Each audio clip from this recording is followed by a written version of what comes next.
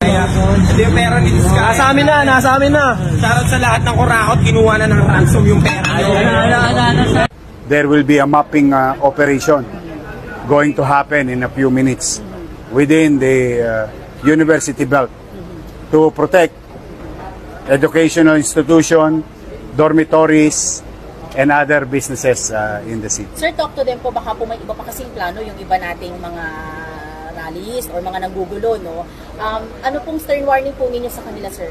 Pwede nyo sabayan sa korte yung mga kasama nyo. Tingnan ninyo, magkikita-kita tayo sa korte. You'll see. I don't wanna get ahead of myself. Sinaktan nyo yung lespo ko, makita nyo yung hinahanap nyo. Pala kayo pala desisyon kayo. Bibigay namin sa inyo yung gusto nyo.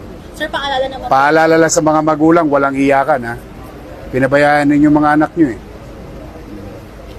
Bro nyo yung pulis ko, wala namang ginagawa sa kanila. Sinaksak nila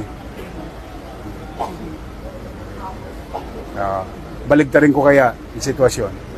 What would they feel? Sabi ko, malaya kayo sa Maynila. Naka-tungtong naman sila. Nasabi nila yung dapat nilang masabi. Inilalagay lang natin sa lugar. Pero itong gabi, hindi ito mga realista. Huwag kayong magkamali I just wanna distinguish the people who attended the rally in the morning, in the afternoon, and late afternoon. Noong patiklop na ang araw, ibang uri na itong mga... At saka marami rito, hindi taga Maynila. Galing pa ng Caloocan, Taguig, Quezon City, Pasay. Dumayo pa rito. Dito gusto sumikat. Pwede naman sila mag-rap. Mag-rap-rap sila sa loob ng kulungan. Sige po, sir, last na po siguro to from me. Paalala naman po dun sa mga nakatira malapit dito na... Ay, pumanatag kayo. Pumanatag kayo. Things are okay now. Wala na yung mga suspect.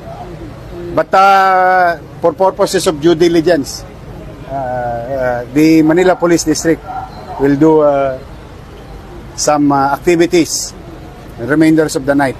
And your city government naman, on a civilian component, will do our job to make the city and those streets mentioned be made available sa lahat ng taga Maynila at dadako sa Maynila.